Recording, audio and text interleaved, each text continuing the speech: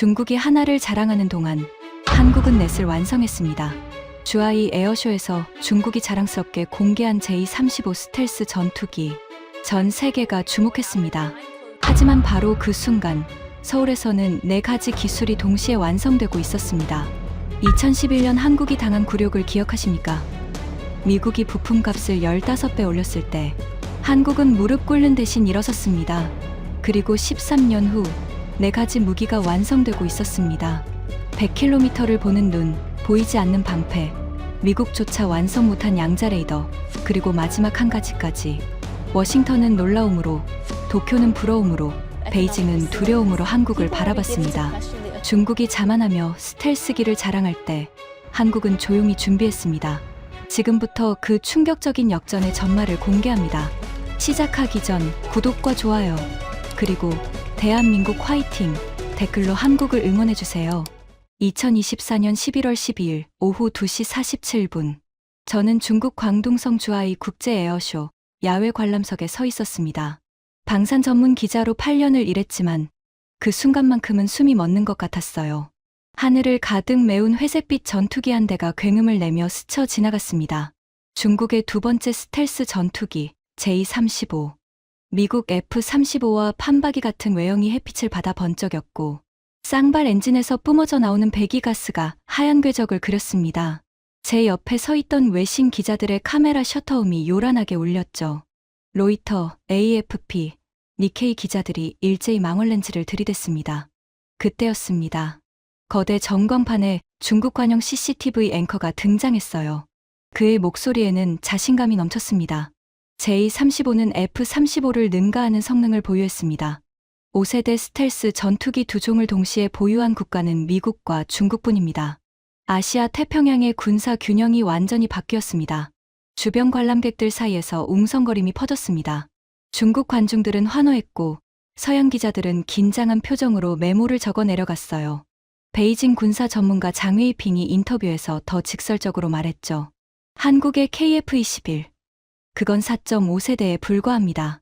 우리 J-35는 진정한 5세대입니다. 서해와 남중국해 제공권은 이제 중국 것입니다. 등골이 서늘해졌습니다. 하지만 저는 알고 있었습니다. 바로 그 순간 서울 강남의 한 연구소에서는 더 무서운 기술이 완성 단계에 접어들고 있었다는 사실을요. 중국이 J-35를 자랑하던 바로 그때 한국은 이미 그걸 잡을 수 있는 눈을 완성하고 있었던 겁니다.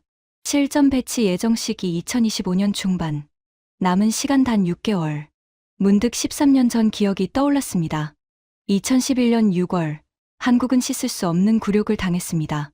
F-15K 전투기에 장착된 미국 로키드 마틴의 타이거 아이 적외선 센서.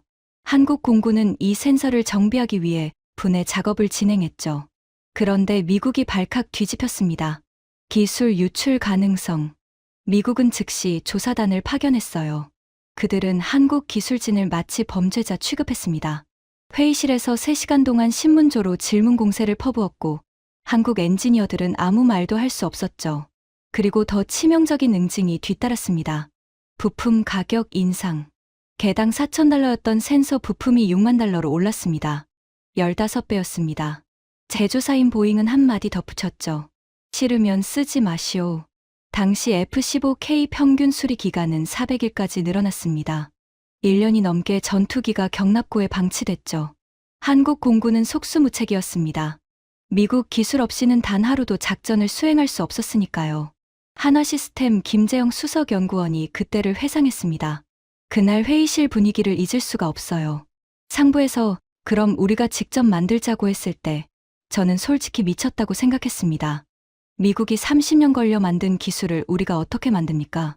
하지만 그의 팀은 포기하지 않았습니다. 2011년 그 굴욕이 씨앗이 됐죠. 뼈아픈 수치가 오히려 동력이 된 겁니다.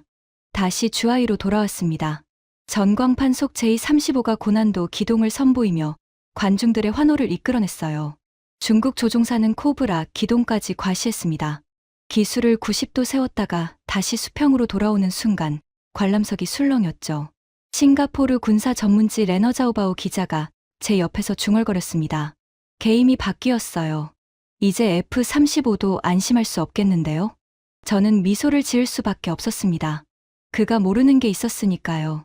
바로 지금 이 순간에도 서울에서는 2011년의 복수가 완성되고 있다는 사실을요. 중국이 하나를 자랑하며 보여줄 동안 한국은 넷을 조용히 완성하고 있었습니다. 하지만 진짜 충격은 그 다음이었습니다. 시작 전 여러분의 구독과 좋아요는 큰 힘이 됩니다. 주하이 에어쇼가 끝나고 48시간 후 저는 서울행 비행기에 올랐습니다. 가슴이 쿵쿵 뛰었어요. 이제 곧 확인하게 될 테니까요. 한국이 13년간 개발한 첫 번째 기술을 비행기가 인천공항에 착륙했을 때는 이미 밤이었습니다. 그런데 휴대폰에 메시지 하나가 도착해 있었어요. 내일 오전 10시 강남 한화시스템 본사로 오세요. 보여드릴 게 있습니다. 저는 그날 밤 한숨도 잘 수 없었습니다. 2011년 6월 이후 13년 한국이 묵묵히 걸어온 그 길의 끝을 곧 보게 될 테니까요. 창밖으로 서울 야경이 펼쳐졌습니다.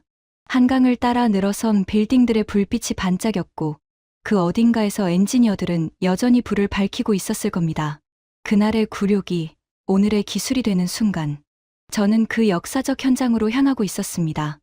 2024년 11월 14일 오전 10시 서울 강남구 논현동 한화시스템 본사 15층. 저는 회의실 문 앞에서 잠시 숨을 고르고 있었습니다. 유리문 너머로 보이는 연구원들의 모습이 어딘지 모르게 긴장돼 보였어요. 문이 열리자 김재영 수석연구원이 악수를 청했습니다. 그의 손은 약간 떨리고 있었죠. 기자님, 오늘 보여드릴 건 13년을 기다린 겁니다. 그가 스크린을 켰습니다. 화면에 하나의 장비가 떠올랐어요. 크기는 성인 남성 두 팔을 벌린 정도, 표면은 매끄럽고 검은색이었습니다. IRST, Infrared Search and Track, 적외선 탐색 추적 시스템, 탐지거리 100km입니다. 순간 제 귀를 의심했습니다. 100km, 북한이 보유한 미그 29 전투기의 IRST 탐지거리가 15km라는 건 알고 있었습니다. 거의 7배에 달하는 수치였죠. 그런데 김 연구원의 다음 말이 더 충격적이었습니다. 미국 F-35의 이오데스 시스템이 50km입니다. 우리가 2배 앞서 있어요. 회의실 안이 조용해졌습니다. 옆에 앉아있던 이석훈 선임연구원이 노트북을 열었어요. 화면에는 수많은 테스트 데이터가 빼곡히 적혀 있었습니다. 2022년 11월 첫 시험 비행, 평택 상공 12,000피트에서 100km 거리의 F-15K 열신호를 포착했습니다. 오차는 플러스 마이너스 50m 이내였죠.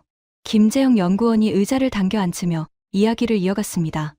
2011년으로 돌아가 보겠습니다. 미국 조사단이 왔던 그날, 저희는 회의실에 모여 있었어요. 3시간 동안 신문을 받았죠. 그들은 우리를 범죄자 취급했습니다. 그의 목소리가 떨렸습니다. 기술 유출 시도라는 말을 들었을 때 제 손이 부들부들 떨렸어요. 30년 경력의 엔지니어가 도둑 취급을 받는 기분이 어떤지 아십니까? 하지만 진짜 충격은 그 다음이었다고 했습니다. 일주일 후 보잉에서 견적서가 날아왔습니다. 센서 부품 하나에 6만 달러, 하나로 7,200만 원이었죠. 기존 가격의 15배였습니다. 심지어 싫으면 쓰지 말라고 했어요. 김 연구원은 그날 회의실에서 나오며 결심했다고 합니다. 직접 만들자. 더 좋은 걸로. 그런데 문제가 있었습니다. 돈도, 기술도, 레퍼런스도 없었죠. 미국이 30년 걸려 쌓아올린 기술을 어떻게 따라잡는단 말입니까? 처음엔 미친 짓이라고 생각했습니다. 이석훈 선임연구원이 끼어들었습니다. 2012년 1월, 팀이 꾸려졌을 때 인원이 단 7명이었어요. 예산은 50억. 미국이 이 기술에 쏟아부은 돈이 5천억이라는 걸 알았을 때 어이가 없었죠. 하지만 그들은 포기하지 않았습니다. 첫 1년은 기초 연구에만 매달렸어요. 적외선 센서의 원리부터 다시 공부했죠. 밤 11시가 넘도록 연구실 불이 꺼지지 않았습니다. 2년 차에는 첫 시제품이 나왔습니다. 하지만 탐지거리는 고작 30km. 북한 미그 29보다 2배였지만 목표인 100km에는 한참 못 미쳤죠. 좌절했습니다. 정말로요. 김재영 연구원의 눈에 당시 기억이 떠오른 듯했습니다. 2014년 여름, 팀원 절반이 이직을 고려했어요. 불가능해 보였으니까요. 하지만 그때 한 가지 돌파구를 찾았습니다. AI였습니다. 적외선 신호를 분석하는 AI 알고리즘을 개발했어요. 기존 방식은 사람이 일일이 신호를 구별했지만 AI는 0.05초 만에 판단했죠. 그 순간부터 모든 게 바뀌었습니다. 2015년 탐지거리 50km 달성. 2017년 70km 돌파. 2020년 90km 도달. 2022년 마침내 100km 완성. 11년이 걸렸습니다. 2022년 11월 17일 오후 3시 47분. 김 연구원이 정확한 시각까지 기억하고 있었습니다. 평택 상공에서 테스트가 성공했다는 연락을 받았을 때 저는 책상에 엎드려 울었어요. 11년이에요. 제 30대와 40대 전부를 이 프로젝트에 쏟아부었거든요. 그의 목소리가 갈라졌습니다. 2011년 6월 미국 조사단이 우리를 범죄자 취급했을 때 저는 굴욕감에 잠을 못 잤습니다. 하지만 그날이 있었기에 오늘이 있는 거예요. 이석훈 연구원이 다른 데이터를 보여줬습니다. F-15K에 장착된 미국 타이거 아이는 정면 40km, 후방 60km를 탐지합니다. 우리 IRST는 정면 100km, 후방 120km예요. 모든 방향에서 압도적이죠. 그런데 더 놀라운 건 가격이었습니다. 미국 센서는 개당 6만 달러입니다. 우리 건 4,000달러, 15분의 1 가격의 2배 성능. 이제 KF-21 보람의 40대 전부에 장착될 예정입니다. 김재영 연구원이 창밖을 바라봤어요. 강남 빌딩 숲 너머로 남산타워가 보였습니다. 중국이 J-35를 날리는 동안 우리는 조용히 준비했습니다. 그들은 우리가 볼 수 있다는 걸 모를 겁니다. 스텔스 전투기의 가장 큰 무기는 보이지 않는 것입니다. 하지만 한국은 이제 보이지 않는 것을 볼 수 있는 눈을 갖게 됐죠. 100km. 이 숫자가 의미하는 건 단순한 거리가 아니었습니다. 중국 J-35가 한국 방공망에 접근하기도 전에 한국이 먼저 포착할 수 있다는 뜻이었죠. 선제 대응이 가능해진 겁니다. 이건 복수의 시작입니다. 김재영 연구원이 마지막으로 한마디 덧붙였습니다. 하지만 이게 끝이 아니에요. 우리는 3가지를 더 만들었습니다. 제 심장이 다시 쿵쾅거리기 시작했습니다. 첫 번째만으로도 충격적인데 3가지가 더 있다고요? 김 연구원이 미소를 지으며 말했습니다. 다음은 대전입니다. 표준과학연구원을 방문하세요. 거기서 2번째 기술을 보게 될 겁니다. 한화 시스템을 나와 3시간 후 제 휴대폰이 쉴 새 없이 울렸습니다. 워싱턴발 뉴스 속보들이 쏟아지기 시작했어요. 한국의 IRST 개발 소식이 국방부 비공식 루트를 통해 펜타곤에 흘러들어간 모양이었습니다. 디펜스 뉴스 속보 한국 100km 적외선 탐지 시스템 독자 개발 완료. 그리고 그 순간 워싱턴은 침묵했습니다. 미 국방부 대변인은 공식 논평을 거부했어요. 하지만 비공식 채널에서는 술렁거림이 시작됐죠. 제가 아는 펜타곤 소식통이 문자를 보냈습니다. 그들은 우리 없이 해냈다. 그리고 우리 것보다 낫다. 미국 F-35의 이오데스 시스템, 탐지거리 50km, 한국 IRST 100km. 숫자가 모든 걸 말해줬습니다. 더 충격적인 건 가격이었습니다. 미국 센서 6만 달러, 한국 센서 4,000달러. 15분의 1 가격의 2배 성능이라니 펜타곤 입장에선 믿기 어려운 일이었을 겁니다. 하지만 진짜 반전은 다른 곳에서 터졌습니다. 도쿄였습니다. 2024년 11월 15일, 일본 요미우리 신문이 전격적인 사설을 실었어요. 제목부터 예상을 깼죠. 한국의 기술 자립, 동아시아 안보의 전환점. 평소 같으면 한국을 비판했을 요미우리가 이번엔 달랐습니다. 사설 전문이 놀라웠어요. 한국의 적외선 탐지 시스템 독자 개발은 미국 기술 독점 체제에 균열을 냈다. 이는 일본에게도 희소식이다. 우리 역시 F-15J 정비에서 미국의 기술 독점과 가격 폭리에 시달려왔기 때문이다. 일본 방위성 관계자의 익명 인터뷰가 더 직설적이었습니다. 솔직히 부럽습니다. 우리도 2015년에 독자 개발을 시도했지만 실패했거든요. 한국이 돌파구를 열어줘서 고맙습니다. 미국도 이제 가격을 함부로 올리지 못할 겁니다. 예상 밖의 동맹이었습니다. 경쟁 관계인 한일이 기술 주권이라는 공통분모 앞에서 손을 잡은 셈이었죠. 도쿄 게이오 대학 군사 전문가 사토 유키오 교수가 NHK 인터뷰에서 말했습니다. 2011년 한국이 당한 굴욕을 일본도 똑같이 경험했습니다. F-15J 부품 가격이 2010년 8배 인상됐을 때 우리도 속수무책이었죠. 한국의 성공은 일본에게도 자극제가 될 겁니다. 그때였습니다. 베이징에서 긴급회의가 소집됐다는 정보가 들어왔어요. 인민해방군 중앙군사위원회 11월 16일 오전 9시 비공개 회의였지만 중국 내부 소식통을 통해 내용이 새나왔습니다. 주제는 단 하나. 한국 IRST의 위협 평가.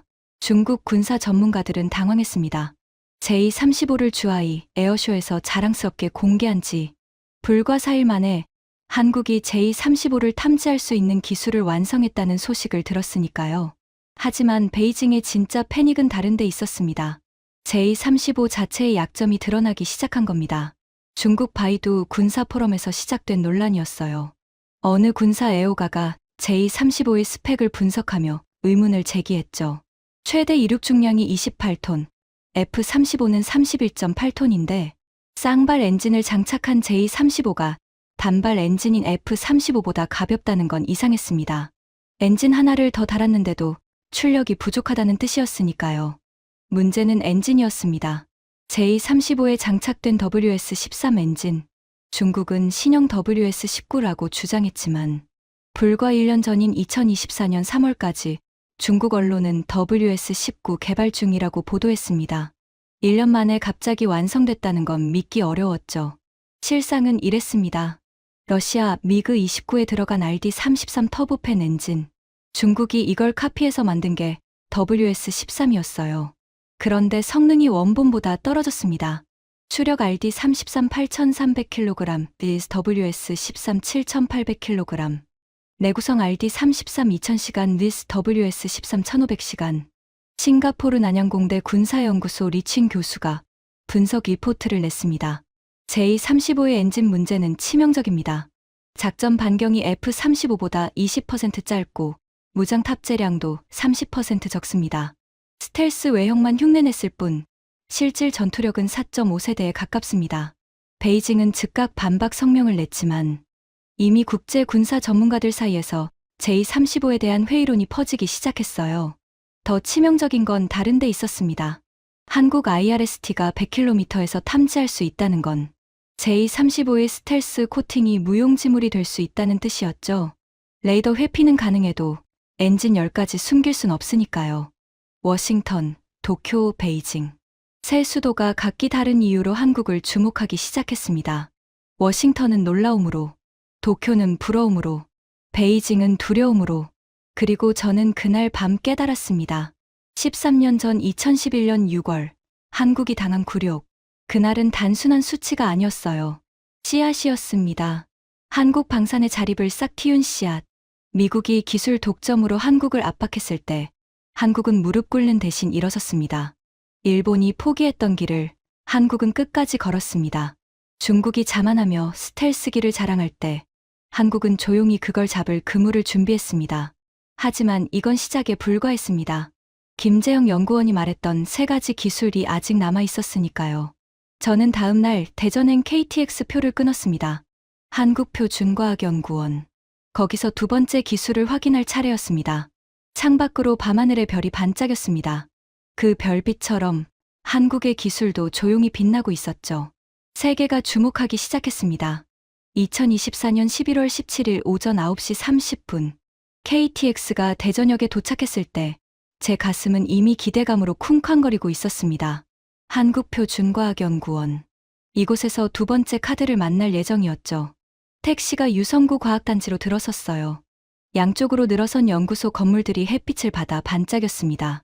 그 중 하나가 한국표 준과학연구원이었죠. 로비에서 이승철 박사가 저를 맞았습니다. 50대 초반으로 보이는 그는 안경 너머로 날카로운 눈빛을 가지고 있었어요. 기자님, 오늘 보실 건 좀 특별합니다. 미국이 절대 팔지 않겠다고 버틴 기술이거든요. 그가 저를 3층 연구실로 안내했습니다. 복도를 걸으며 그가 설명을 시작했어요. 레이더 스텔스 기술. 이게 뭔지 아십니까? 저는 고개를 끄덕였습니다. 적 레이더 전파를 흡수하거나 분산시켜 탐지를 피하는 기술이죠. 맞습니다. 그런데 그게 전부가 아닙니다. 연구실 문이 열렸습니다. 안에는 거대한 돔 형태의 장비가 놓여 있었어요. 레이돔이었습니다. 전투기 레이더를 보호하는 덮개예요. 근데 이게 단순한 덮개가 아닙니다. 적의 레이더 전파는 흡수하면서 아군 레이더는 그대로 통과시켜야 하거든요. 이승철 박사가 레이돔 표면을 쓰다듬었습니다. FSS, 주파수 선택 표면이라고 합니다. 특정 주파수만 선택적으로 통과시키는 기술이에요. 근데 이게 얼마나 어려운지 아십니까? 그가 컴퓨터 화면을 켰어요. 복잡한 수식들이 빼곡히 적혀 있었습니다. 기존 방식으로는 FSS 하나를 설계하는데 30일이 걸립니다. 시행착오를 반복해야 하거든요. 그런데 그가 다른 프로그램을 실행했습니다. 우리가 개발한 AI 설계 소프트웨어는 6시간 만에 끝냅니다. 50배 빠른 거죠. 순간 제 입이 떡 벌어졌습니다. 50배요? 네. 상용 소프트웨어 대비 50배입니다. 어떻게 가능하냐고요? 이승철 박사가 자부심 가득한 표정으로 설명했습니다. AI와 병렬 계산을 결합했어요. 기존 방식은 한 가지 설계를 테스트하고 실패하면 다시 시작했죠. 우리 AI는 동시에 수천 가지를 테스트합니다. 그리고 최저값을 스스로 찾아내요. 하지만 이 기술이 나오기까지는 고통이 있었다고 했습니다. 2015년으로 돌아가 보겠습니다. 이승철 박사가 의자에 앉으며 과거를 회상했어요. 당시 우리는 KF-21 개발을 앞두고 있었습니다. 레이돔이 필요했죠. 그런데 미국이 거절했어요. 전략 물자라면서요. 독일에도 연락했습니다. 역시 거절. 그때 깨달았죠. 우리가 직접 만들지 않으면 영원히 종속된다는 거요. 하지만 아무도 경험이 없었습니다. 레퍼런스도 데이터도 없었죠. 2016년 1월 팀이 구성됐어요. 연구원 9명, 예산 80억. 처음엔 뭘 해야 할지도 몰랐습니다. 첫 1년은 실패의 연속이었습니다. 시제품을 만들 때마다 성능이 기준에 못 미쳤죠. 2017년 봄, 팀원 하나가 번아웃으로 병가를 냈어요. 저도 우울증 약을 먹기 시작했고요. 불가능해 보였거든요. 하지만 그해 여름, 전환점이 왔습니다. AI 전문가를 영입했어요. 카이스트 출신 김수진 박사였죠. 그가 제안했습니다. AI로 설계하면 어떨까요? 처음엔 반신반의했습니다. AI가 이렇게 복잡한 구조를 설계할 수 있을까? 하지만 시도해볼 가치는 있었죠.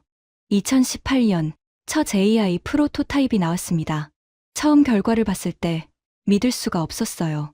30일 걸리던 작업을 단 하루 만에 끝냈거든요. 그리고 계속 개선했습니다. 2019년 12시간, 2020년 8시간, 2022년 마침내 6시간까지 단축됐죠. 2022년 8월 5일, 이승철 박사가 날짜를 정확히 기억하고 있었습니다. 최종 테스트를 통과한 날이에요. 방사청에서 검증단이 와서 성능을 평가했는데 기준치를 120% 초과 달성했습니다. 하지만 진짜 반전은 그 다음이었습니다. 성능 평가 결과를 봤을 때 검증단이 깜짝 놀랐어요. 미국 상용 제품보다 5배 빨랐거든요. 이승철 박사가 또 다른 장비를 보여줬습니다. 전자파 레이돔 평가 장비예요. 우리가 직접 만들었죠. 이 장비도 혁신적이었습니다. 기존엔 레이돔 성능을 측정하는데 한 달이 걸렸어요. 이 장비는 5일 만에 끝냅니다. 5배 빨라진 거죠. 설계 50배, 평가 5배. 전체 개발 기간이 10분의 1로 줄어든 셈이었습니다. 그리고 2025년 8월, 이승철 박사가 미소를 지었어요. 국내 기업 KR에 기술 이전을 완료했습니다. 기술료 5억 원이었죠. 그게 왜 중요한지 그가 설명했습니다. 과거엔 우리가 사야 했습니다. 독일 기업에 개당 2억 원씩 주고요. 이제는 우리가 팝니다. 폴란드, 터키, 인도네시아가 문의였어요. 사는 나라에서 파는 나라로. 이승철 박사가 창밖을 바라봤습니다. 대전과학단지의 다른 연구소 건물들이 보였어요. 15년 전엔 상상도 못했습니다. 미국 기술 없이 전투기를 만든다는 걸요. 하지만 이제는 가능합니다. 그가 손으로 레이돔을 톡톡 두드렸어요. 이 기술이 KF-21 40대 전부에 들어갑니다. 그리고 수출형에도요. 폴란드가 48대를 계약했는데 전부 우리 레이돔이 장착될 예정이죠. 경제적 가치를 물었습니다. 수입 대체 효과만 연간 200억 원입니다. 수출까지 포함하면 2030년까지 1조 원 이상 예상돼요. 하지만 이승철 박사가 강조한 건 돈이 아니었습니다. 기술 주권이에요. 미국이 언제든 공급을 끊을 수 있었던 과거와 달리 이제는 우리가 주도권을 쥐었습니다. 이게 진짜 가치죠. 그가 연구실을 나서며 마지막으로 한마디 덧붙였습니다. 기자님, 놀라운 건 아직 끝나지 않았어요. ADD에 가보세요. 거기엔 미국도 완성 못한 기술이 있습니다. 제 심장이 다시 두근거리기 시작했습니다. 미국도 완성 못한 기술이라고요? 이승철 박사가 씩 웃었어요. 양자레이더 핵심 기술입니다. 2022년에 우리가 완성했죠. 미국 DARPA 목표 시기는 2027년이에요. 우리가 5년 앞서 있습니다. 그 순간 저는 깨달았습니다. 한국이 개발한 기술은 단순한 제품이 아니었어요. 미국 종속에서 벗어나려는 절실함, 일본이 포기한 길을 끝까지 걸어간 집념, 그리고 중국의 자만을 깨뜨릴 실력, 그 모든 게 하나로 모여 있었습니다. 대전역으로 돌아가는 택시 안에서 저는 다음 목적지를 검색했습니다. ADD 국방과학연구소. 세 번째 기술, 아니 가장 충격적인 기술을 확인할 시간이었습니다. 2024년 11월 18일 오전 10시, ADD 국방과학연구소 정문 앞, 저는 보안 절차를 거쳐 방문증을 받았습니다. 가슴이 두근거렸어요. 세 번째 기술, 그것도 미국도 완성 못한 기술이라는 말이 계속 머릿속을 맴돌았거든요. 안내원이 저를 본관 지하로 데려갔습니다. 엘리베이터가 내려갈수록 제 심장 박동도 빨라졌죠. 지하 3층에서 문이 열렸어요. 복도 양쪽으로 보안문들이 늘어서 있었습니다. 그 중 한 곳, 양자광학연구실이라고 적힌 문 앞에서 멈췄습니다. 문이 열리자 박민수 박사가 나타났어요. 40대 후반으로 보이는 그는 피곤한 얼굴이었지만 눈빛만큼은 살아있었습니다. 기자님, 여기서 볼 걸 가족에게도 말씀 못 드립니다. 그 정도로 민감한 기술이에요. 연구실 안은 생각보다 넓었습니다. 하지만 창문이 하나도 없었어요. 형광등 불빛만이 공간을 밝히고 있었죠.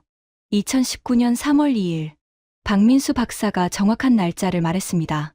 프로젝트 고스트 아이가 시작된 날입니다. 팀원은 단 12명. 예산은 비공개. 외부 유출은 단 한 건도 없었어요. 그가 화이트보드에 복잡한 다이어그램을 그렸습니다. 양자 주파수 변환 기술. 광파와 마이크로파를 양방향으로 변환하는 겁니다. 저는 고개를 갸웃했어요. 무슨 말인지 이해가 안 갔거든요. 박 박사가 쉽게 풀어 설명했습니다. 광파는 THz 단위의 높은 주파수예요. 마이크로파는 GHz 단위의 낮은 주파수고요. 이 둘을 자유롭게 변환할 수 있다면 양자레이더가 가능해집니다. 그리고 핵심을 말했죠. 스텔스기도 잡을 수 있어요. 양자 얽힘 상태를 이용하면 아무리 전파를 흡수해도 탐지할 수 있거든요. 순간 숨이 멎는 것 같았습니다. 스텔스기를 잡는다고요? 네. 그게 바로 양자레이더의 핵심입니다. 기존 레이더는 전파를 쏘고 반사파를 받잖아요. 근데 스텔스기는 그 반사파를 흡수해버립니다. 하지만 양자레이더는 다릅니다. 박 박사가 계속 설명했어요. 얽힌 양자쌍을 사용합니다. 한쪽이 표적에 닿으면 다른 쪽도 즉시 반응해요. 반사가 필요 없죠. 그래서 스텔스 코팅이 무용지물입니다. 하지만 문제가 있었습니다. 이 기술은 미국조차 완성 못했다는 거였죠. 미국 DARPA의 목표 시기가 2027년입니다. 아직 3년이나 남았어요. 근데 박민수 박사가 미소를 지었습니다. 우리는 2022년에 완성했습니다. 제 입이 떡 벌어졌어요. 미국보다 5년 앞섰다고요? 네, 5년입니다. 믿기 어렵죠? 저도 처음엔 안 믿었어요. 그가 과거를 회상하기 시작했습니다. 2019년 3월, 팀이 구성됐을 때 저는 회의적이었습니다. 미국도 못한 걸 우리가 어떻게 해요? 하지만 상부 지시는 명확했죠. 반드시 해내라. 첫 1년은 이론 연구에만 매달렸습니다. 논문을 수백 편 읽었고 해외 학회에 참석해 정보를 모았어요. 2020년 봄, 코로나가 터졌습니다. 세상이 멈췄죠.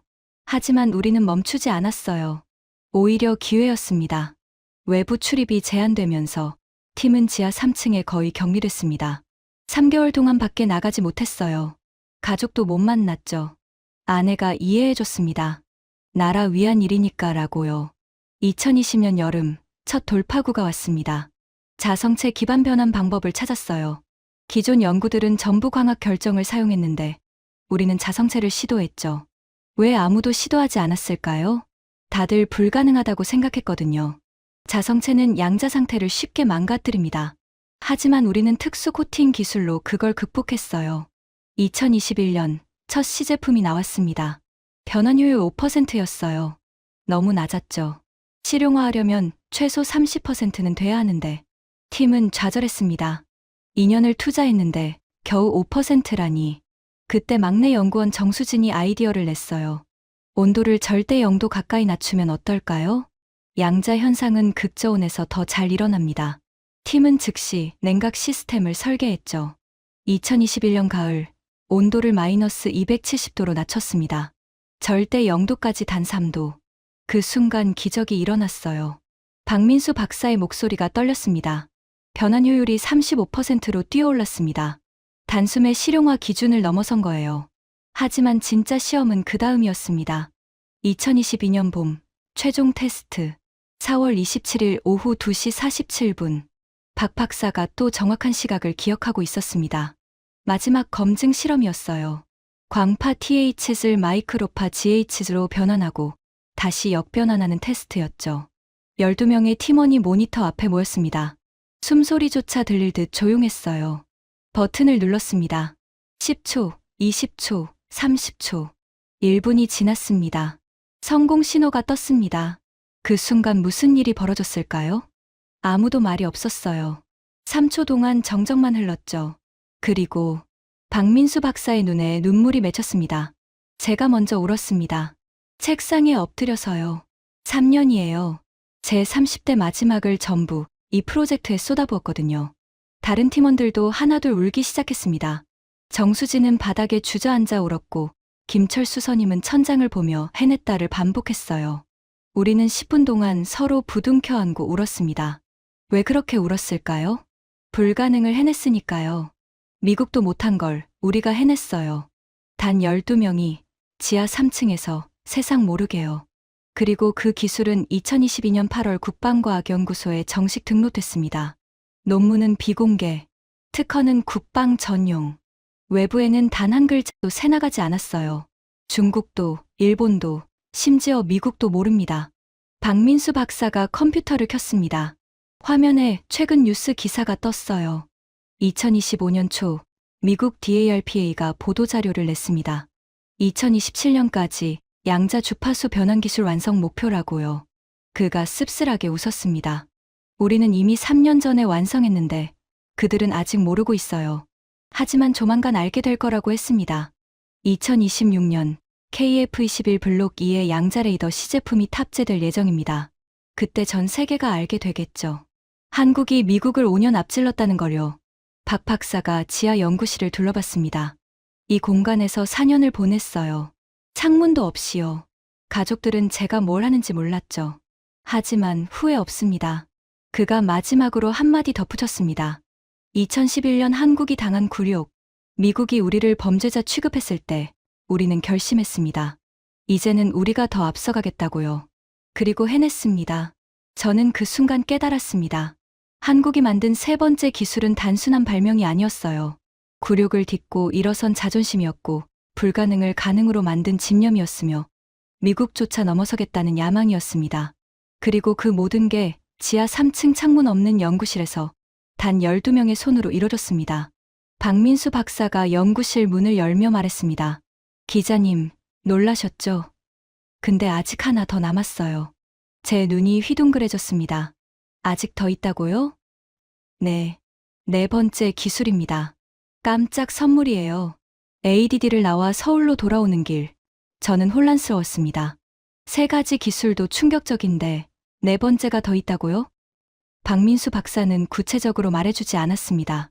단지 2025년 ADX를 기다리라고만 했죠. 2024년 11월 20일, 저는 ADX 조직위에 연락했습니다. 내년 전시회에 특별한 게 있나요? 담당자가 조심스럽게 대답했어요. 한화 시스템에서 신기술 발표가 예정돼 있습니다. 근데 공개 금지예요. 8월까지는요. 8개월을 기다렸습니다. 그리고 2025년 8월 19일, 서울공항동 ADX 전시장. 저는 한화 시스템 부스 앞에 서 있었습니다.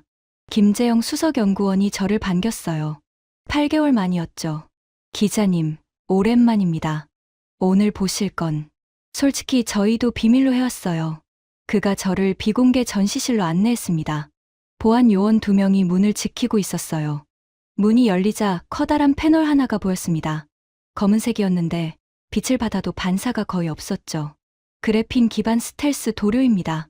순간 제 심장이 멎는 것 같았습니다. 네 번째 카드가 스텔스 도료라고요. 김재영 연구원이 패널을 쓰다듬었습니다. 국산화율 98%입니다. 전파 흡수율 85에서 88%. 세계 최고 수준이에요. 그런데 왜 이제야 공개하냐고 물었습니다. 사실은요.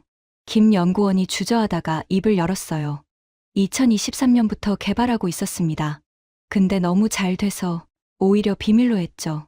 경쟁국들이 눈치채면 방해할까 봐요. 그가 데이터를 보여줬습니다. 미국 F-35 스텔스 도료. 탐지 거리를 200km에서 120km로 줄입니다. 하지만 유지비가 문제예요.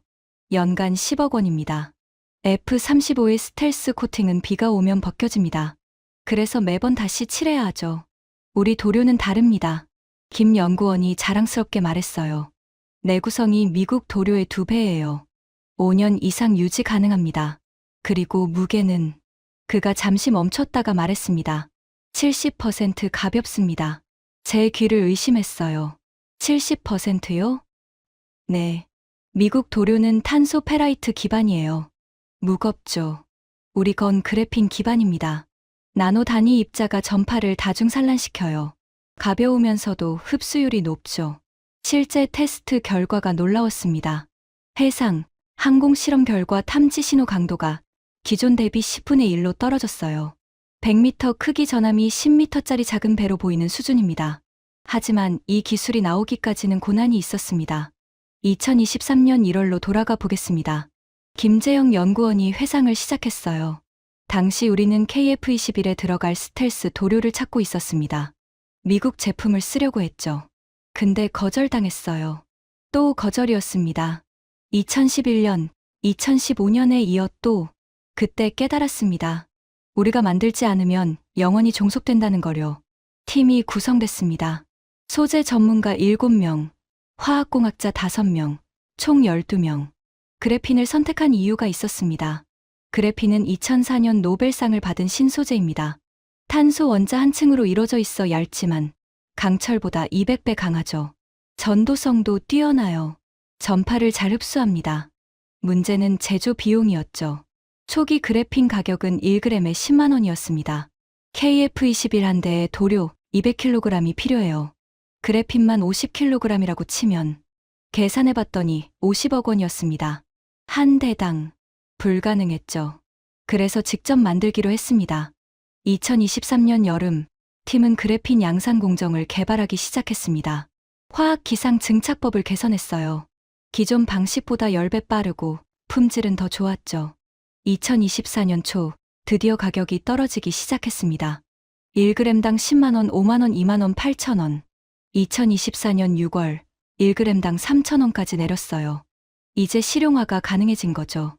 그리고 본격적인 도료 개발에 돌입했습니다. 그래핀에 나노 입자를 결합시켰어요. 특정 주파수 전파를 선택적으로 흡수하도록요. 2024년 9월 첫 시제품이 나왔습니다. 흡수율 65%였어요. 나쁘진 않았지만 미국 제품 80%에는 못 미쳤죠. 하지만 팀은 포기하지 않았습니다. 2024년 12월 돌파구를 찾았어요. 다층 구조예요. 그래핀을 여러 층으로 쌓되 각 층마다 다른 나노 입자를 넣었습니다. 첫 층은 고주파를 흡수하고 두 번째 층은 중주파, 세 번째 층은 저주파를 흡수해요. 전체 스펙트럼을 커버하는 거죠. 2025년 2월 최종 테스트. 흡수율 88%를 달성했습니다. 미국 제품을 넘어선 거예요. 하지만 진짜 놀라운 건 따로 있었습니다. 일본도 시도했어요. 김재영 연구원이 일본 이야기를 꺼냈습니다. 미쓰비시 중공업이 2020년부터 그래핀 도료를 개발했습니다. 5년 투자했죠. 근데 실패했어요. 왜 실패했을까요? 그래핀 양산에 실패했거든요. 비용을 못 낮췄어요. 결국 프로젝트가 중단됐죠. 독일도 마찬가지였습니다. 에어버스 디펜스가 연구 중이에요. 아직 완성 못했습니다. 2026년 목표라고 하던데요. 한국이 가장 먼저 완성한 겁니다. 그리고 2025년 8월, 오늘 공개했습니다. 김재영 연구원이 패널을 가리켰어요. 이게 KF-21 표면의 30%에 적용될 예정입니다. 탐지 거리가 200km에서 120km로 줄어들죠. 경제적 가치를 물었습니다. KF-21 한 대당 도료 비용이 5천만 원입니다. 미국 제품은 2억 원이에요. 4분의 1이죠. 그리고 수출까지 고려하면 폴란드 48대, 말레이시아 18대 계약이 잠정 합의됐어요. 도료만 66대분, 약 300억 원 규모입니다. 하지만 김 연구원이 강조한 건 돈이 아니었습니다. 완전한 자립이에요. IRST, 레이돔, 양자 레이더, 그리고 스텔스 도료. 이제 KF-21은 100% 한국 기술입니다. 그가 창밖을 바라봤어요. ADX 전 시장 하늘에 KF-21 시제기가 날고 있었습니다. 중국이 하나를 자랑할 때 우리는 넷을 완성했어요. 그들은 아직도 모를 겁니다. 우리가 얼마나 준비했는지요. 저는 그 순간 깨달았습니다. 한국이 만든 4가지 기술. 그건 단순한 제품의 나열이 아니었어요. 첫 번째 IRST 복수의 시작. 두 번째 레이돔 자립의 의지. 세 번째 양자 레이더 미국을 넘어선 집념. 네 번째 스텔스 도료 완전한 자유. 모두 합쳐지면 하나의 완전체가 되는 거였죠. 김재영 연구원이 마지막으로 말했습니다. 이제 평택에 가볼 시간입니다.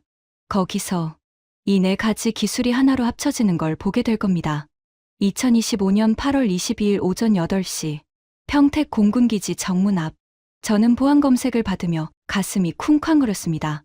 오늘 드디어 4가지 기술이 하나로 합쳐지는 순간을 목격하게 될 테니까요.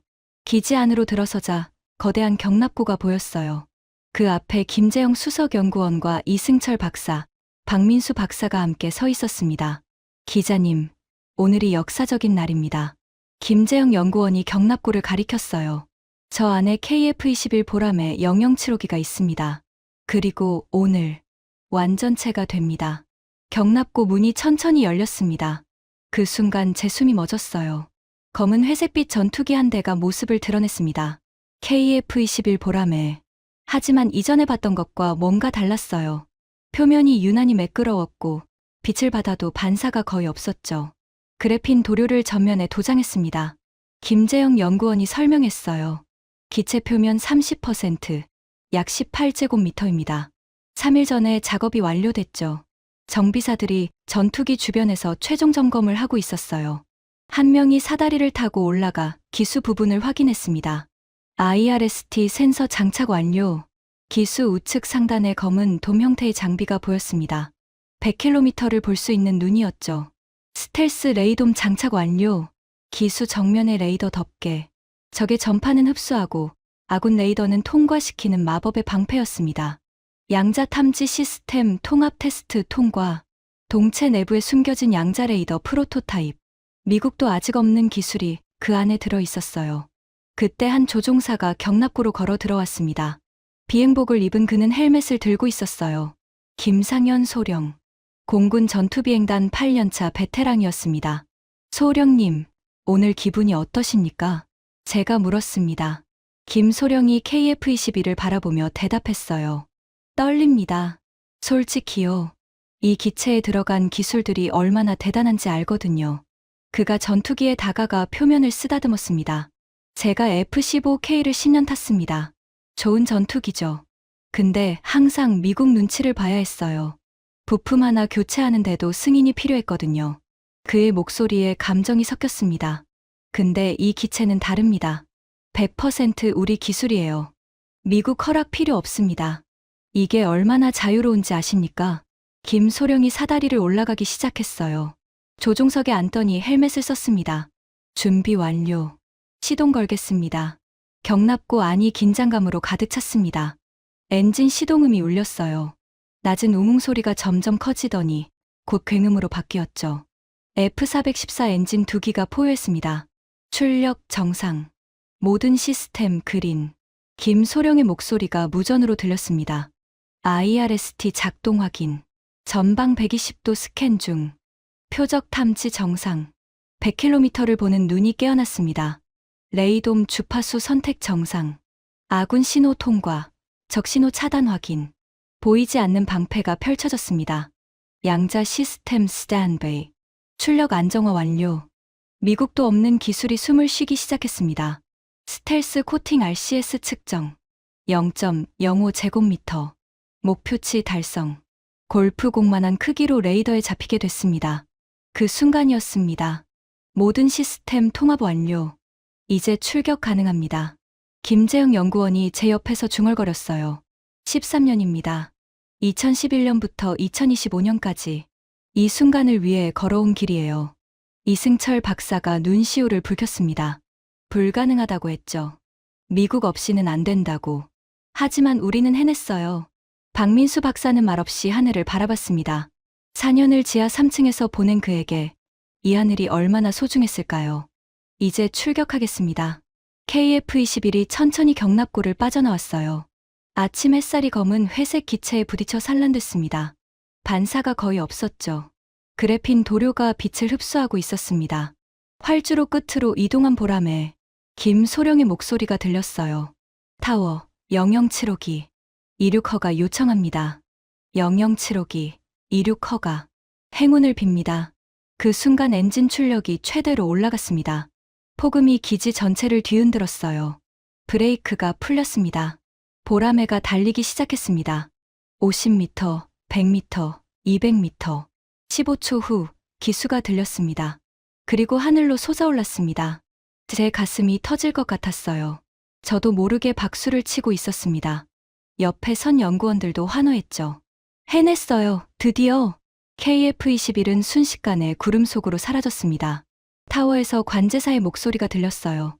Stealth Mode Activated. 레이더 추적 불가. 시각 추적 전환. 보이지 않게 됐습니다. 하지만 김소령의 IRST는 모든 걸 보고 있었죠. 10분 후 무전이 들렸습니다. 타워 007호기. 모든 시스템 완벽 작동. 이 기체는 믿을 수 없을 정도로 강력합니다. 김소령의 목소리가 떨리고 있었어요.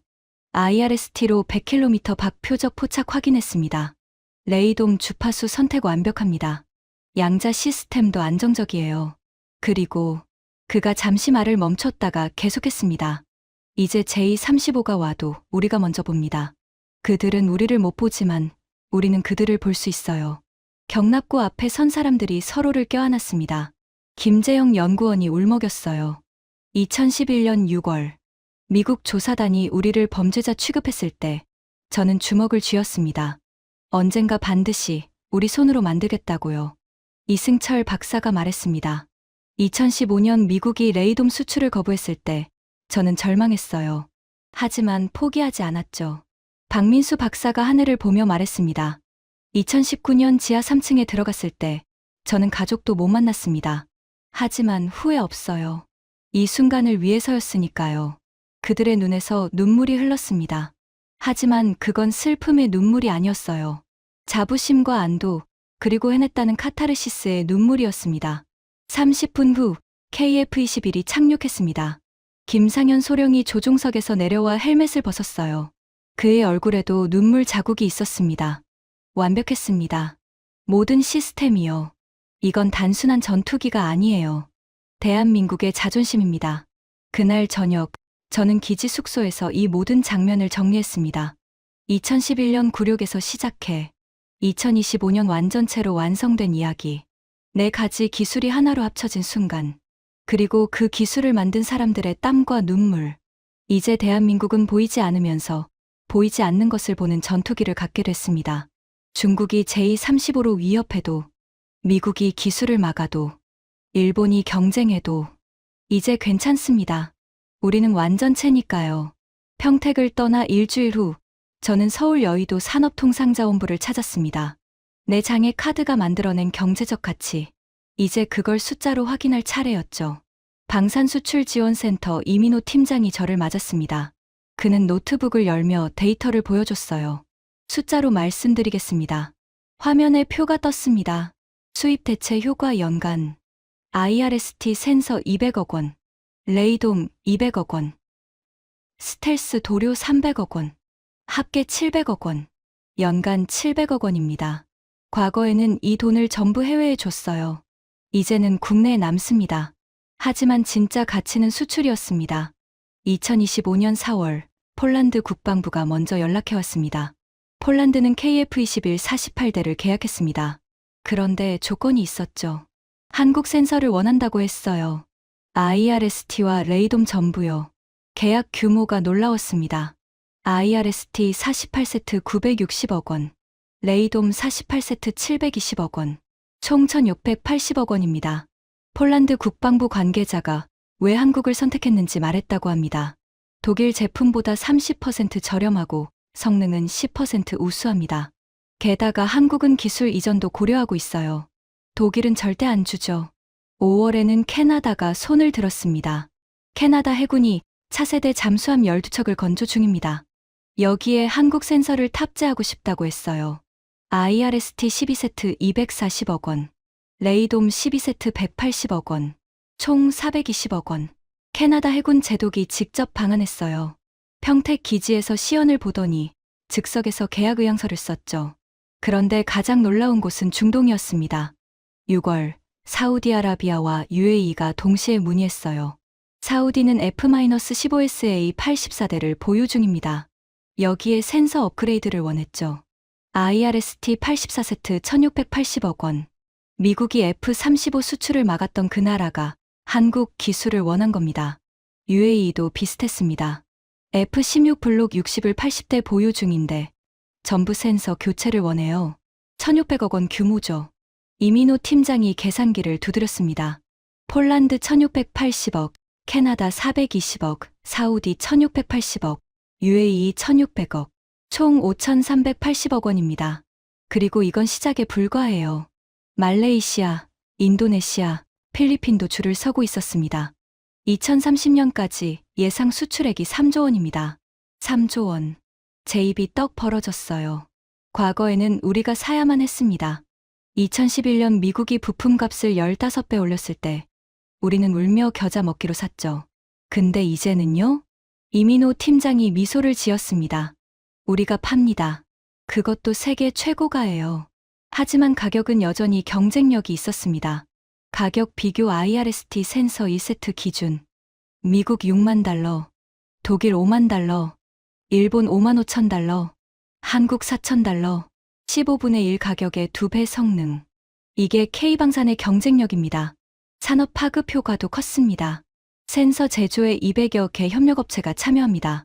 일자리 5,000개 이상 창출됐어요.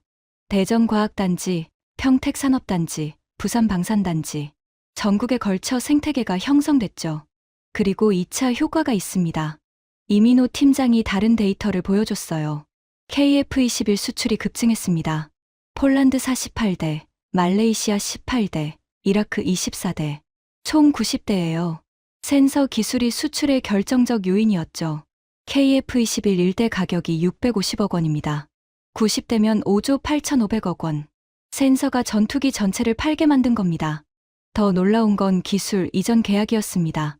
터키가 자국 전투기 TFX에 우리 IRST를 탑재하고 싶다고 했어요. 기술 이전 계약 500억 원이 성사됐죠. 인도네시아도 레이돔 기술을 원했습니다. 300억 원 계약, 기술까지 팔게 된 겁니다. 과거엔 상상도 못할 일이었죠. 이민호 팀장이 그래프를 보여줬어요. 한국 방산 수출액 추이였습니다. 2020년 7조 원, 2023년 17조 원, 2025년 예상 25조 원, 2030년 목표 35조 원. 방산 수출 세계 4위입니다. 독일을 넘어섰어요. 그리고 2030년엔 프랑스도 추월할 예정입니다. 하지만 이민호 팀장이 강조한 건 돈이 아니었습니다. 기술 주권입니다. 2011년엔 미국 눈치를 봐야 했어요. 부품 하나 못 구해서 전투기가 땅에 박혀 있었죠. 근데 이제는요? 그가 자신 있게 말했습니다. 우리 마음대로 합니다. 미국 허락 필요 없어요.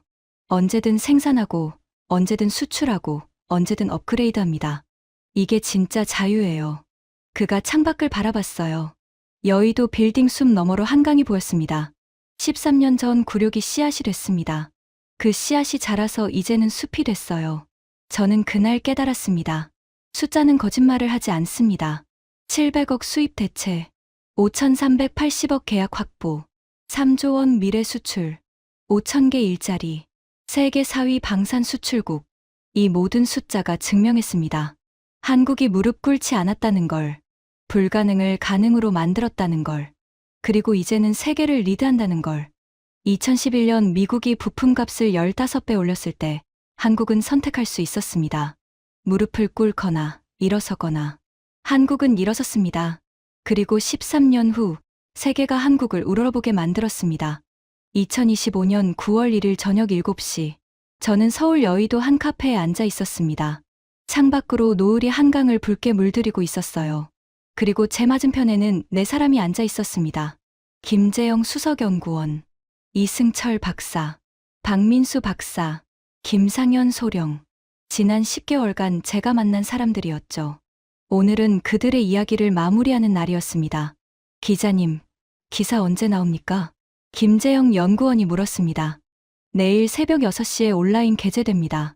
제목은 중국이 한 장 꺼낼 때 한국은 네 장을 숨기고 있었다예요. 김 연구원이 씁쓸하게 웃었습니다. 좋은 제목이네요. 실제로 그랬으니까요. 이승철 박사가 커피를 한 모금 마시며 말했습니다. 2015년 미국이 레이돔 수출을 거절했을 때 저는 밤새 울었어요. 아내한테도 말 못하고요. 근데 지금은 그가 웃었습니다. 지금은 독일이 우리한테 기술 이전을 요청합니다. 세상이 거꾸로 됐죠. 박민수 박사는 조용히 창밖을 바라보고 있었어요. 2019년 지하 3층에 들어갔을 때 딸이 5살이었습니다. 이제 11살이에요. 6년 동안 저녁밥을 같이 먹은 날이 50일도 안 돼요. 그의 목소리가 떨렸습니다. 미안하고 또 미안했죠. 근데 딸이 얼마 전에 말했어요. 아빠, 뉴스에서 봤어. 아빠가 대단한 일 했구나. 그 순간 모든 게 보상받는 기분이었습니다. 김상현 소령이 말했습니다. 저는 F-15K를 10년 탔습니다. 좋은 전투기지만 항상 미국 눈치를 봐야 했어요. 근데 KF-21은 달라요. 이건 우리 거예요. 완전히요. 그가 주먹을 쥐었습니다. 처음 조종석에 앉았을 때 울컥했습니다. 이제 우리도 할 수 있구나라는 생각에요. 저는 그들에게 물었습니다. 2011년 6월, 그날로 돌아간다면 뭐라고 말하고 싶으신가요? 김재영 연구원이 먼저 대답했습니다. 포기하지 마. 13년 후에 내가 이길 거야. 이승철 박사가 말했습니다. 미국이 거절해도 괜찮아. 오히려 기회야. 박민수 박사가 조용히 말했습니다. 지하 3층 4년이 힘들겠지만 그게 역사가 될 거야. 김상현 소령이 마지막으로 말했습니다. 언젠가 내가 한국 전투기를 몰게 될 거야. 그것도 세계 최고 수준으로. 침묵이 흘렀습니다. 하지만 무거운 침묵이 아니었어요. 성취감과 자부심으로 가득한 침묵이었죠. 김재영 연구원이 입을 열었습니다. 사실 처음엔 복수였어요. 2011년 굴욕에 대한요. 근데 어느 순간부터 달라졌습니다. 언제부터였냐고 물었습니다. 2018년쯤이었어요. 센서 개발이 70% 진행됐을 때 문득 깨달았죠. 이건 복수가 아니라 자립이구나. 우리가 미국을 이기려는 게 아니라 우리 스스로 서려는 거구나. 이승철 박사가 고개를 끄덕였습니다. 맞아요. 저도 비슷한 시기에 느꼈어요. 레이돔이 완성될 즈음에요. 이제는 미국이 뭐라고 하든 상관없다는 확신이 들었죠. 박민수 박사가 덧붙였습니다. 양자 레이더를 완성했을 때 저는 딱 한 가지만 생각했어요. 이제 우리 아이들 세대는 이런 굴욕 안 당하겠구나. 그 말이 가슴에 와닿았습니다. 저는 그들에게 마지막 질문을 했습니다. 앞으로의 목표는 뭔가요? 김재영 연구원이 즉시 대답했습니다. 2030년까지 200km IRST를 만들 겁니다. 지금도 세계 최고지만 더 앞서갈 거예요. 이승철 박사가 말했습니다. AI 설계 소프트웨어를 전 세계에 팔 거예요. 일본도, 독일도 사가라고 할 겁니다. 박민수 박사가 조심스럽게 말했습니다. 양자 레이더 실전 배치요. 2027년 KF-21 블록 3에 탑재될 예정입니다. 그때 전 세계가 깜짝 놀랄 거예요. 김상현 소령이 웃으며 말했습니다. 저는 KF-21 200대를 다 몰아보고 싶어요. 각 기체마다 특성이 다르거든요. 해가 완전히 졌습니다. 한강 다리에 불이 하나둘 켜지기 시작했어요. 서울의 야경이 펼쳐졌습니다. 김재영 연구원이 창밖을 가리켰습니다. 저 불빛들 보이시죠? 저기 어딘가에서 또 다른 연구원들이 밤을 새우고 있을 겁니다. 다음 세대의 기술을 만들면서요. 이승철 박사가 말했습니다. 그들은 우리보다 운이 좋아요. 우리가 닦아놓은 길을 걸으니까요. 처음부터 시작할 필요가 없죠. 박민수 박사가 조용히 말했습니다. 우리는 씨앗을 심었어요. 2011년 굴욕이라는 씨앗을요. 그게 자라서 2025년 열매가 됐습니다. 이제 그 열매가 또 다른 씨앗이 될 거예요. 김상현 소령이 일어서며 말했습니다. 내일 새벽 5시 출격입니다. 007호기로요. 기자님, 기사 잘 나오길 바랍니다. 그들이 하나둘 자리를 떴습니다. 악수를 나누며 헤어졌죠. 마지막으로 김재영 연구원이 남았습니다. 기자님, 제목에서 하나는 중국이고 넷은 우리 기술이죠? 제가 고개를 끄덕였습니다. 그런데 사실은요. 김 연구원이 장난스럽게 웃었습니다. 넷이 아니라 5입니다. 제 눈이 휘둥그레졌습니다. 2026년에 공개될 기술이 하나 더 있어요. 그건 비밀인데 힌트만 드리자면 능동형 전자파 방해의 기술입니다. 그가 윙크를 하고는 자리를 떴습니다. 저는 혼자 남아 노트북을 켰습니다. 기사 초안을 다시 읽어봤어요. 2011년 6월에서 시작된 이야기, 13년간의 고통과 도전, 그리고 2025년 완성된 4가지 기술, 아니 5가지. 문득 깨달았습니다. 이 이야기는 끝이 아니었어요. 시작이었습니다. 2011년 한국이 당한 굴욕은 2025년 자립의 씨앗이 됐습니다. 2025년 자립은 2030년 주도권의 씨앗이 될 겁니다. 2030년 주도권은 2040년 패권의 씨앗이 될 거예요. 한국은 멈추지 않을 겁니다. 왜냐하면 이미 배웠으니까요. 무릎 꿇으면 짓밟히고 일어서면 존중받는다는 걸. 불가능은 없고 시간만 있으면 된다는 걸. 미국도 중국도 일본도 결국 같은 인간이라는 걸. 저는 기사 제목을 다시 한번 읽었습니다. 중국이 하나를 자랑하는 동안 한국은 넷을 완성했다. 그리고 괄호를 추가했습니다. 중국이 하나를 자랑하는 동안 한국은 넷을 완성했다. 그리고 5번째를 준비 중이다. 완벽했습니다. 저는 전송 버튼을 눌렀습니다. 새벽 6시, 전 세계가 이 이야기를 읽게 될 겁니다. 그리고 알게 되겠죠. 2011년 무릎 꿇었던 나라가 2025년 세계를 리드하게 됐다는 걸. 굴욕이 어떻게 자립이 되고 자립이 어떻게 승리가 되는지를. 창밖 한강이 고요했습니다. 하지만 그 고요함 속에서 대한민국은 다음 기술을 준비하고 있었습니다. 조용히, 하지만 확실하게. 2011년의 교훈을 잊지 않으면서 2025년 9월 15일 한화시스템 본사 회의실. 저는 김재영 부사장과 마지막 인터뷰를 하고 있었습니다. 기자님, 앞으로 5년, 10년 후 한국 방산이 어떻게 될 것 같으세요? 그가 물었습니다. 저는 솔직히 대답했어요. 상상이 안 됩니다. 13년 만에 이렇게까지 왔는데 앞으로는 더 빠를 것 같아서요. 김재영 부사장이 웃으며 노트북을 열었습니다. 화면에 로드맵이 떴어요. 2026년부터 2035년까지 계획입니다. 물론 아직 확정은 아니지만요. 2026에 2027년 5번째와 6번째, 2026년에는 능동형 전자파 방해 기술을 공개할 예정입니다. 그것이 5번째 기술이었습니다. 적 레이더를 교란시키는 거죠. 이미 프로토타입은 완성됐어요. 내년 초 실전 테스트 들어갑니다. 2027년에는 양자 레이더가 KF-21 블록 3에 탑재될 예정이라고 했습니다. 지금은 지상 시험만 하고 있지만 2년 후면 하늘을 날 겁니다. 그때 전 세계가 놀랄 거예요. 2028에 2030년 완전 자율화, 2029년쯤이면 AI 표적 추적 시스템이 완성될 겁니다. 김 부사장이 자신 있게 말했습니다. 조종사 없이도 작전 수행이 가능해지는 거죠. 물론 윤리적 문제가 있어서 완전 자율은 아니고 유무인 복합 운용 방식이 될 겁니다. 2030년에는 KF-41 차세대 전투기 개발이 본격화될 것으로 전망했습니다. 초음속 순항, 스텔스 성능 강화, 완전 자동 전투 시스템. 지금 KF-21보다 한 세대 앞선 기체가 될 겁니다. 2031에 2035년 궤도 진입. 그런데 김 부사장이 조심스럽게 말했습니다. 2035년쯤에는 대기권 밖 작전도 가능할지 모릅니다. 제 귀를 의심했어요. 궤도 진입이라고요? 아직 SF 수준이긴 합니다. 하지만 우리 연구소의 30대 팀이 이미 기초 연구를 시작했어요. 불가능하지 않습니다. 그가 덧붙였습니다. 2011년에 누가 상상했겠어요? 13년 후 우리가 양자 레이더를 만들 거라고요. 미래는 예측할 수 없습니다. 하지만 준비하는 자가 만드는 거죠. 저는 이승철 박사에게도 물었습니다. 2030년 한국 방산 수출액이 얼마나 될 것 같으세요? 보수적으로 잡아도 연간 35조 원은 될 겁니다. 지금이 25조 원 예상이니까요. 그리고 세계 순위는 프랑스를 넘어설 가능성이 높습니다. 3위죠. 박민수 박사는 더 원대한 비전을 제시했습니다. 2035년쯤이면 한국이 방산 기술 표준을 만드는 나라가 될 겁니다. 지금은 미국 기준을 따르지만 앞으로는 한국 기술이 기준이 되는 거죠. 김상현 대령은 조종사 관점에서 말했습니다. 10년 후면 제가 타는 전투기가 AI와 대화하면서 작전을 수행할 겁니다. 영화 같지만 이미 개발이 시작됐어요.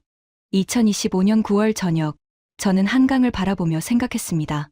10년 후 2035년, 대한민국은 어떤 모습일까요? 어쩌면 김재영 부사장의 말처럼 궤도, 진입 전투기를 개발하고 있을지도 모릅니다. 어쩌면 박민수 박사의 말처럼 세계 방산 기술의 표준을 만들고 있을지도 모릅니다. 어쩌면 지금은 상상도 못할 무언가를 준비하고 있을지도 모릅니다. 확실한 건 하나입니다. 2011년 굴욕에서 시작해 2025년 4가지 기술을 완성한 이 나라는 멈추지 않을 것이라는 점입니다. 왜냐하면 배웠으니까요. 무릎 꿇으면 짓밟히고 일어서면 존중받는다는 걸, 불가능은 없고 시간만 있으면 된다는 걸, 미국도 중국도 일본도 결국 같은 인간이라는 걸, 창밖으로 한강이 고요히 흐르고 있었습니다. 하지만 그 고요함 속에서 대한민국은 다음을 준비하고 있었습니다. 지하 3층 창문 없는 연구실에서, 밤 11시가 넘어서도 불 켜진 실험실에서, 가족과의 저녁을 포기한 엔지니어들의 손에서 조용히 하지만 확실하게 2035년이 되면 알게 될 겁니다. 2025년 오늘 무엇을 준비하고 있었는지를. 그리고 그때도 세계는 놀랄 겁니다. 또다시 2011년처럼 무릎 꿇지 않고 2025년처럼 일어서서 2035년에는 앞서가는 그 나라의 이름은 대한민국입니다. 지금까지 한국이 걸어온 13년, 그리고 앞으로 걸어갈 10년의 이야기였습니다. 2011년 굴욕이 2025년 자립이 됐고 2035년에는 세계를 리드할 것입니다. 이 희망찬 이야기를 많은 분들과 나눠주세요.